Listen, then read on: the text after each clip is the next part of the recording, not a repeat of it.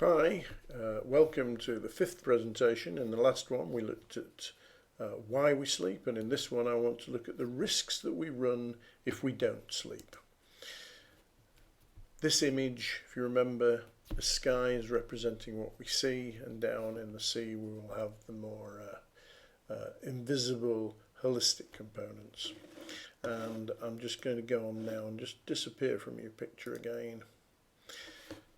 So, let's first of all look at cardiovascular disease.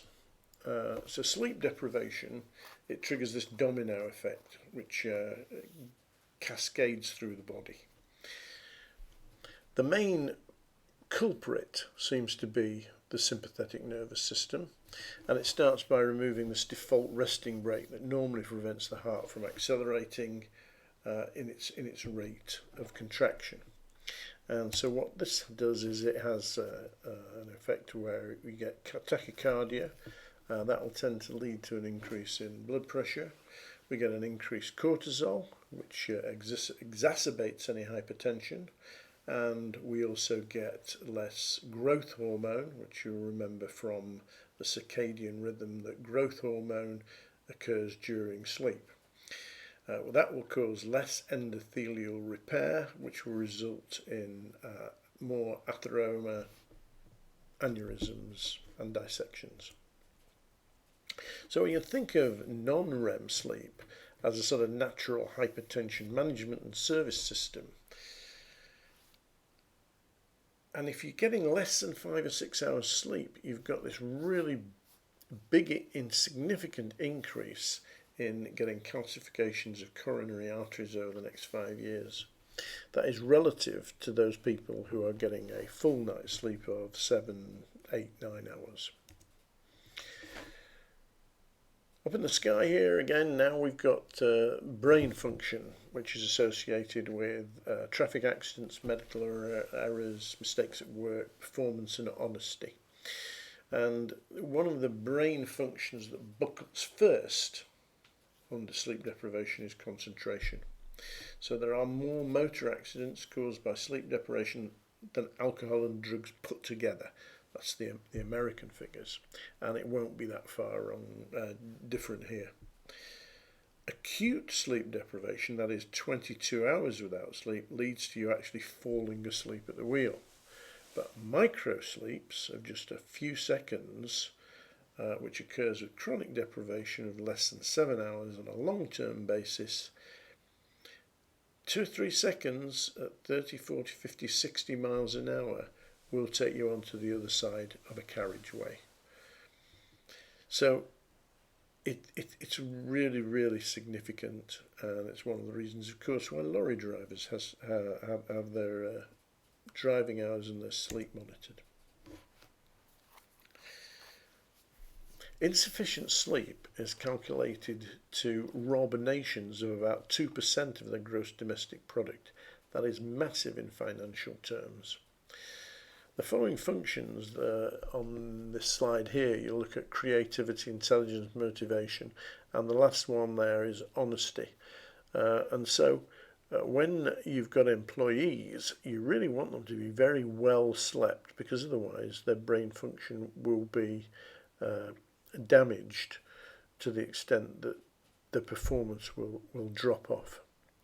And severe sleep deprivation is actually banned under the rules of torture. Firstly, it's considered to be inhumane, and secondly, it's very, very unreliable. People will say anything, so if you subject people to sleep dishonesty, you just simply get the wrong answers if you try and torture it out of them by sleep depriving them. And of course, that also is significant for the police. If they arrest people, they need to make sure that they have not got a sleep deprived person they're interviewing, because they're likely to get the wrong answers. And if the person can prove that they've been sleep deprived, particularly deliberately sleep deprived, then the evidence is not going to hold up in a court of law. Alzheimer's disease, aging, memory problems, cognitive decline. Sleep's essential, and the thing about age is that sleep deteriorates. As you get older, your ability to have deep non-REM sleep is less, and it's linked to decline in memory. Alzheimer's is very often preceded by sleep disturbance, and as the sleep disturbance gets worse, the symptoms get worse. You get beta amyloid collecting in the midfrontal lobe, and the midfrontal lobe, that is where the sleep waves are generated from, and so it has a deleterious effect. So one of the reasons is that during non-REM sleep, you get shrinkage of the glial cells significantly, so that you get 10 to 20 times effluent expulsion from the brain.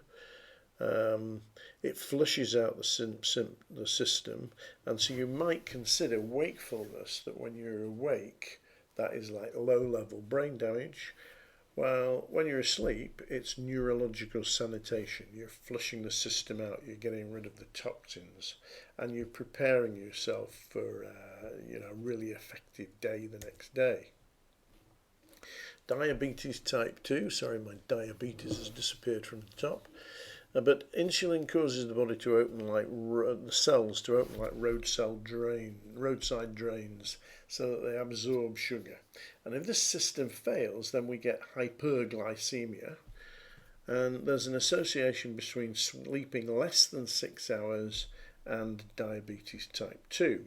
And next we're just going to have a look at a little bit of a study here, where it was a study of healthy individuals sleeping less than 4 nights. Now these were fit, healthy, not overweight, and what they found was that there was this 40% reduction in glucose absorption if they had a week of sleeping less than 4 hours a night. Now that meant that if they went to their GP, they would be diagnosed as being in a pre-diabetic state. So it's significant. Now what they looked at was whether this blockade, it was a blockade of insulin release, which was essential for the instruction of cells to absorb glucose, or had the cells become unresponsive to the insulin. The answer was that it's probably both, but it's more the latter. So sleep deprivation is undoubtedly a contributing factor to diabetes type 2. Associated with diabetes type 2 and also of course cardiovascular disease, weight gain and obesity. So it's all beginning to meld together, and sleep deprivation leads to the lowered levels of leptin, the raised levels of ghrelin.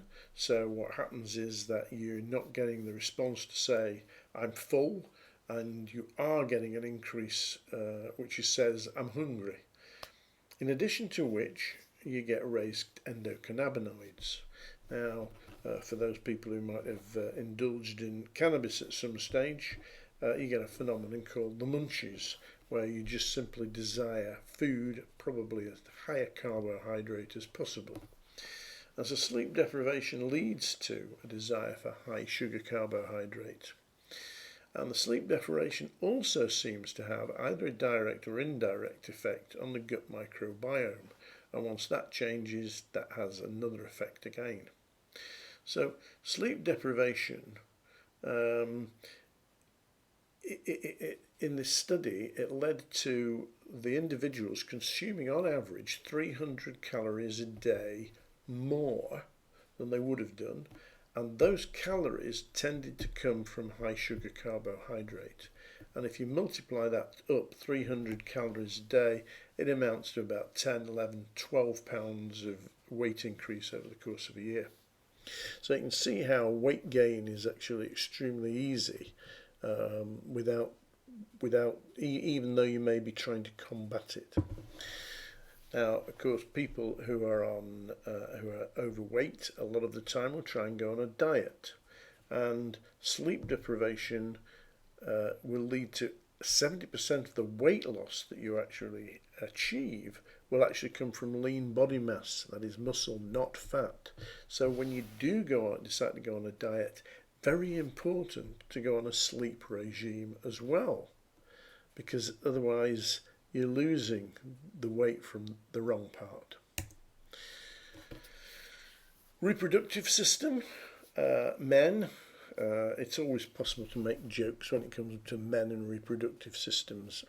I'll leave those to you, but if you men who are sleep deprived will suffer this 10 to 15 years in terms of testosterone virility. It tends to lower the sperm count. The sperms themselves tend to have more deformities, and underslept men, chronically underslept men, have significantly smaller testicles, apparently, but I don't know who's measured them. I also don't know whether it works the other way, that if you decide to have 10 and 12 hours sleep for a month or two, whether they get any bigger. Anyway, there is an effect. So the lowered testosterone leads to tiredness, poor concentration, dull libido, and lowered testosterone also affects bone density and the ability to build muscle mass and strength, all these things that we know. Now, with the reproductive system, when it comes to women, there is definitely nothing funny about it at all. This is all pretty severe stuff. So that fertility will be decreased for these reasons, and also the likelihood of suffering a miscarriage in the first trimester significantly increased. And the bottom factor here says that you will actually look more fatigued, less healthy, and significantly less attractive. Now, I've left that phrase significantly less attractive in because there is a study, and it's quite interesting. But one thing for sure is that if you want to look as attractive as possible, you need to get plenty of sleep. The immune response. Now, it's an intimate and bidirectional association between sleep and the immune system. And this is a study where they used the rhinovirus, a common cold virus, or a coronavirus, or any kind of virus that you wanted to use, and that it caused the infection to go up. So what they did was they subjected the participants, again young, fit and healthy, to the common cold, and the infection rate went up from 18% to 50%. That's highly significant. The other thing that's significant is certainly for doctors and dentists who go and have hepatitis B inoculations, and for older people or for anybody who has flu inoculations, that the seroconversion rate will be cut by up to 50% if you've been sleep deprived for just that one night before. And what's more, this depletion in the seroconversion of your antibodies is permanent. It doesn't increase afterwards. That's as good as it's going to get. So if you're going to receive a vaccination, then make sure you slept beforehand. Because a lot of the time that medical and dental students will have their first hepatitis B inoculation. They'll decide, I'm going for an inoculation tomorrow, I don't have to go to work, don't have to get the lecture, so I'll just go out, I'll be out till 3 or 4 o'clock in the morning, get up, go and have my vaccination. Hardly surprising that the seroconversion rates are not great. So it's something that we really do have to take into account. And for us older people, when we go for our flu or pneumonia vaccinations, very important to sleep well the night before. The nurse will very often say, and how are you? Have you got any coughs, colds or anything like that? But they never ask you how you slept. And perhaps they should. So with the immune response, it kind of gets worse really, because if you sleep deprived here by going to bed at 3 o'clock in the morning, getting up at 7, that what they found was that swept away up to 70% of natural killer cells circulating in the system. Now that's highly significant because there are associations with breast cancer, prostate, uterus and cancer of the colon. If you take the mouse model and you look at sleep deprived mice, they suffered a 200% increase in the speed and size of cancer growth. And what's more, they also found that those tumours were far more aggressive in sleep deficient animals. Now, the mouse model is not a bad model at all, and I think it's worth bearing in mind. There's an effect on genetics and DNA, and it's over and under expressing particular genes, and they have pretty profound effect. And in this particular study, after 1 week of only subtly reduced sleep, they found that there were 711 genes that were actually distorted. Now, the thing about this is that overexpressed genes included those linked to inflammation, cellular stress, and various factors which cause cardiovascular disease. The underexpression of the genes were those that helped maintain the stable metabolism and optimal immune responses. And they also disrupted the genes that control blood and cholesterol levels. So all this evidence is just building up one thing after another. Chromosomes, like shoelaces and the tied bits at the end are called telomeres, and with insufficient sleep they become aged, they go raggy. A lack of sleep can be a choice, and if you do make a choice to have insufficient sleep, then it's kind of a form of genetic engineering. And of course, this would be very important in children, so we need to pay a lot of attention to the sleep habits of children. And in the day and age of LED lights, televisions in bedrooms, I think it's an area that we should probably be concerned about. So, from the point of view of the holistic approach and from the use of hypnosis, hypnosis is useful with sleep problems when sleep hygiene is not enough. The first place to start is sleep hygiene, and then hypnosis can help, and we can use a variety of techniques, and the concepts would be either hypnosis with relaxation just to improve the ability to relax, and then there are resolution therapies for people who are being kept awake by psychological problems. So sleep is just incredibly important, and it should be part of the holistic approach that we would all look at taking.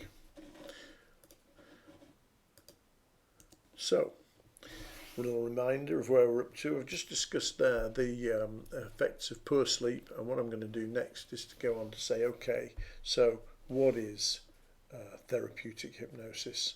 And we'll be discussing that in number 6. So thank you for listening, and that's terrific. Bye.